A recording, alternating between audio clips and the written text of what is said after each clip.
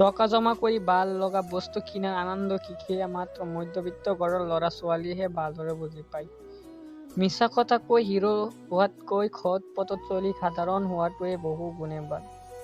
দুখীয়া ঘৰৰ ল'ৰা ছোৱালীৰ মুখত যিমান কি হাঁহি নাথাকক, ঘৰৰ কিছুমান অভাৱে চকু পানী উলিয়াবই। খং দেখুৱাই বাই বুলি কোৱাৰ পাছতো এটা ৰিপ্লাই পোৱাৰ আশাৰে ৰৈ থকাৰ নামে হয়তো সঁচা ভাল পোৱা। কাৰোবাৰ অতীত চাই তেওঁৰ বৰ্তমানৰ চৰিত্ৰ বিচাৰ নকৰিব। সম্বন্ধ যিমানেই বেয়া নহওক কিয়, ইয়াক একেবাৰে ছিঙি পেলাব নালাগে, কিয়নো অপৰিষ্কাৰ পানী খোৱাৰ উপযোগী নহ'লেও জুই নুমুৱাৰ বাবে উপযোগী হয়। কাৰোবাক ভাল পোৱা মানে বিবাহ নহয়, ভাল পোৱা মানে এজনে আনজনৰ প্ৰতি থকা মৰম আৰু বিশ্বাস। দেখিবলৈ ধুনীয়া হোৱাতকৈ ষ্ট্ৰং হোৱাটোৱে বেছি প্ৰয়োজনীয়।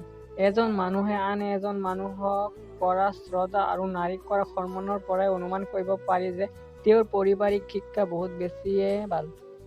তুমি যদি আগবাঢ়ি যাব বিচৰা, পৃথিৱীত কোনো শক্তি নাই যিয়ে তোমাক বাধা দি ৰাখিব পাৰিব। চেহেৰাৰ ৰং দেখি কাৰো সৈতে বন্ধুত্ব নকৰিবা। দেহৰ ৰং ক'লা হ'লেও একো নাই, কিন্তু হৃদয়ৰ ৰং ক'লা হ'ব নালাগে।